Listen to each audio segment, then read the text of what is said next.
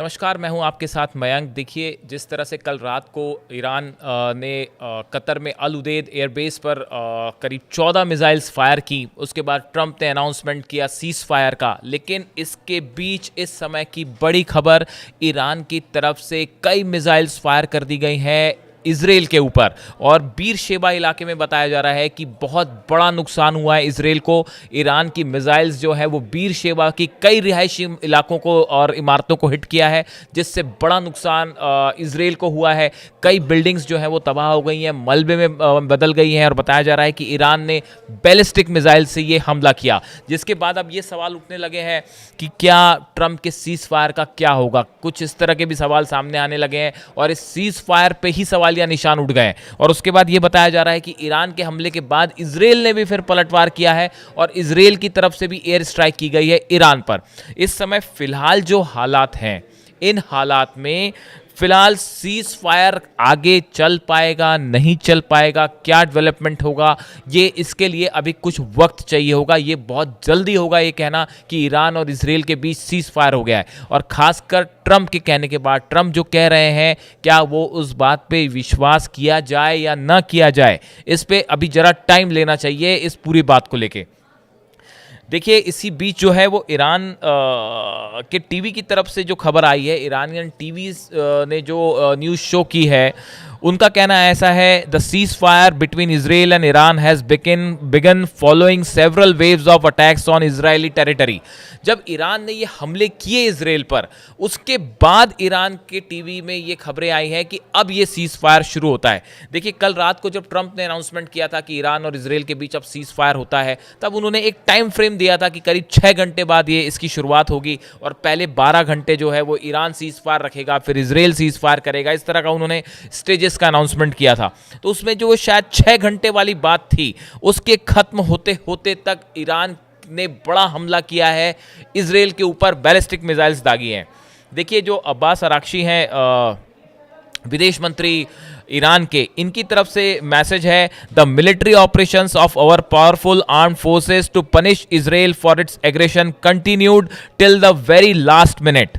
Together with all Iranians, I thank our brave armed forces who remained ready to defend our dear country until their last moment. See, इनका ये कहना ऐसा है Abbas Araghchi साहब का कि ईरान आखिरी वक्त तक ईरान के सैनिकों ने लड़ाई की है और इजराइल को करारा जवाब दिया है। इसके बाद हालांकि अब्बास अराक्ची की तरफ से भी इस तरह की खबरें आ रही हैं कि सीज फायर की बात अब आगे बढ़ गई है। सीज फायर जो है वो जल्दी ही आप देख सकते हैं कि लागू भी हो सकता है।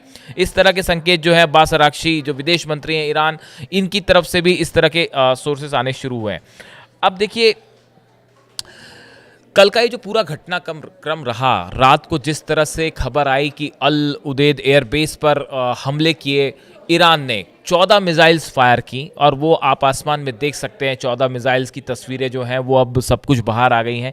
उसके बाद अमेरिका की तरफ से कहा गया कि ये मिसाइल्स से हमें ज़्यादा नुकसान नहीं हुआ है, लेकिन आईआरजीसी की तरफ से जो प्रेस कॉन्फ्रेंस करके कहा गया कि हमने अमेरिका का अल उदेद एयरबेस को तबाह कर दिया है और मिसाइल ने सही ठिकाने पर हिट किया है, जिसकी तस्वीरें पता नहीं शायद कभी बाहर आ पाएंगी या नहीं आ पाएंगी। लेकिन ईरान की तरफ से जो दावा किया गया है वो कि बैलिस्टिक मिसाइल्स फायर की गई हैं अल उदेद एयरबेस के ऊपर, जो कि सही टारगेट पर हिट करी, ये आईआरजीसी का दावा था। देखिए, उसके बाद जब ये हिट हुआ, उस समय ट्रंप ने एक इमरजेंसी बैठक बुलाई, और उस बैठक में ये तय हुआ कि अमेरिका इसको रिस्पॉन्ड नहीं करेगा। देखिए, अभी जो हालात हैं, इस तरह से जिस तरह से ईरान ने हमला किया अल उदेद एयरबेस पर, उसके बाद ईरान ने कई बातें साबित कर दी। पहली बात, जो इनके सुप्रीम लीडर हैं अली खामेनी साहब, उनकी तरफ से कहा गया था कि किसी कीमत पर ईरान सरेंडर नहीं करेगा, और देखिए वही हुआ। ईरान बिल्कुल सरेंडर वाले मोड में नहीं आया। तमाम दबाव के बावजूद, अमेरिका का दबाव, इजराइल की तरफ से दबाव, पूरे कई यूरोपियन कंट्रीज़ की तरफ से दबाव, लेकिन ईरान अकेला डटा रहा।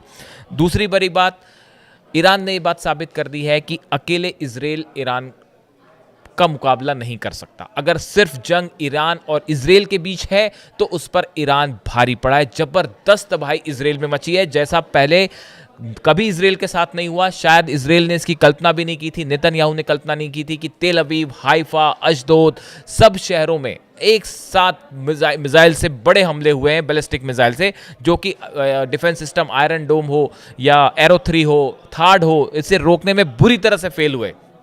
ईरान ने साबित कर दिया कि इजराइल पर ईरान भारी है। तीसरी बड़ी बात है कि देखिए अमेरिका पावरफुल देश है, उसने हमले किए जिस तरह से B-2 बॉम्बर्स से न्यूक्लियर साइट्स को निशाना बनाया गया। उसके बाद इस जंग में एक निर्णायक मोड़ आया, लेकिन ईरान उसके बाद भी न डरा न झुका। ईरान की तरफ से कहा गया कि भाई हम अमेरिका को भी जवाब देंगे, और देखिए वैसे ही हुआ। अमेरिका ने जितने बॉम्ब्स फायर किए थे उससे ज़्यादा मिसाइल्स जो हैं, बैलिस्टिक मिसाइल्स, वो अल उदेद एयरबेस पर फायर की गई हैं। देखिए ये कहा गया कि जितना आप एक बयान जो है नेशनल सिक्योरिटी काउंसिल जो है ईरान की है, इनकी तरफ से बयान जारी करते हुए कहा क्या कि जो तुम पर जिस तरह हमला करे तुम भी उस पर उसी तरह से हमला करो, मतलब टिट फॉर टैट। आपने हमारे न्यूक्लियर साइट्स पे जितने GBU-57 बॉम्ब्स गिराए उससे ज़्यादा मिसाइल्स, बैलिस्टिक मिसाइल्स हमने आपके एयरबेस पर मारी है, अल उदेद एयरबेस पर मारी है। खबरें तो ये भी थी कि इराक के एक एयरबेस पर भी जो है वो धमाका हुआ है, हालांकि उसकी अभी पुष्टि नहीं हो पाई है। देखिए जब ये रात को जैसी मिसाइल्स फायर हुई और IRGC की प्रेस कॉन्फ्रेंस हुई, उसमें बताया गया कि अल उदेद एयरबेस को हमने हिट कर दिया है, उसके बाद तेहरान में जबरदस्त जश्न की तस्वीरें सामने आने लगी। ईरान की सड़कों पर, तेहरान की सड़कों पर हज़ारों लोग जो हैं वो उतर पड़े, उनके हाथ में ईरान के झंडे थे, अल्लाहू अकबर के नारे लग रहे थे, ईरान की जीत हुई है उनकी तरफ से डिक्लेयर किया गया। लोग ये कह रहे थे कि इजराइल पर जो है वो अल्लाह का अजाब हुआ है, मतलब बहुत बड़ा क्षति पहुंचाई है हमने, नुकसान पहुंचाया है, और इससे बड़ी तबाही हुई है इजराइल में। तो देखिए ये जो जश्न की तस्वीरें हैं सोशल मीडिया में सब तरफ वायरल हैं।